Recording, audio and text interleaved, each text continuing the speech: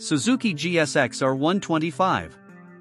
Review: great handling and superbike looks. If you're looking for a sports-focused start to your motorbike journey, you can do worse than the Suzuki GSX-R125. It's got Moto GP looks, a more aggressive riding position, and it's all combined with performance that put it towards the top end of the 125 market. The GSX-R125 has been around since 2017, and if you prefer a more retro flavor, it's worth checking out the Suzuki GSX-S125, released in the same year. Mechanically identical but unfaired, the S125 has a more upright riding position, handlebar-mounted instruments, and a slightly lower, by £300, price tag. The GSX-R has a lot going for it, too.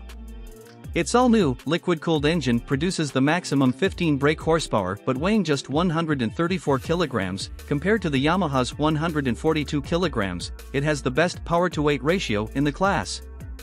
And its sporting credentials are backed up by the fact Bradley Ray passed his motorbike license on one. Ride quality and brakes.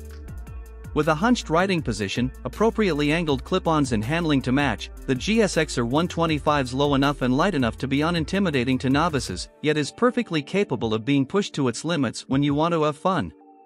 The riding position is sporty, but it's still suitable for those around 6 feet.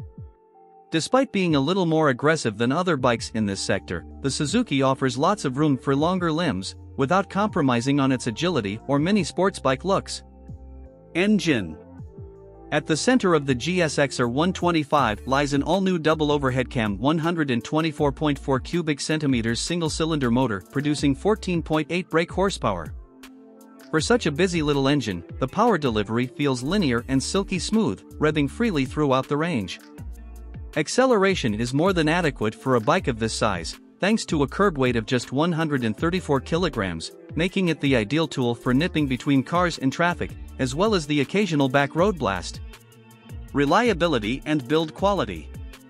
The Suzuki GSX-R125 is a relatively new model, being introduced in 2017, so assurances about build quality and reliability have to take that into account.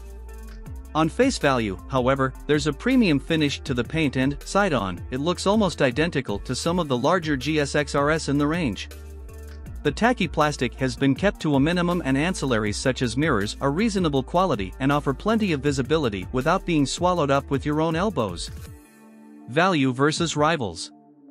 Although no budget or economy-orientated commuter, the Suzuki GSX-R125 is both more affordably priced than some rival sports 125s and cheaper to run, which, when you're 17 and operating on a tight budget, is worth bearing in mind.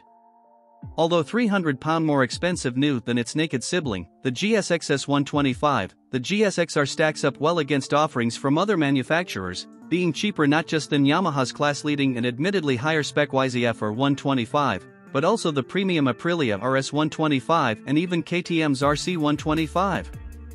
Equipment.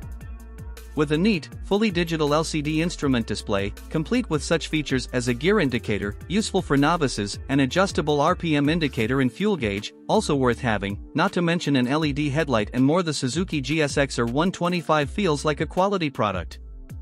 There's also a keyless ignition system, which means that the bike won't start unless the specialist key fob is within around a meter of the machine, which offers an added level of security when you're off the bike.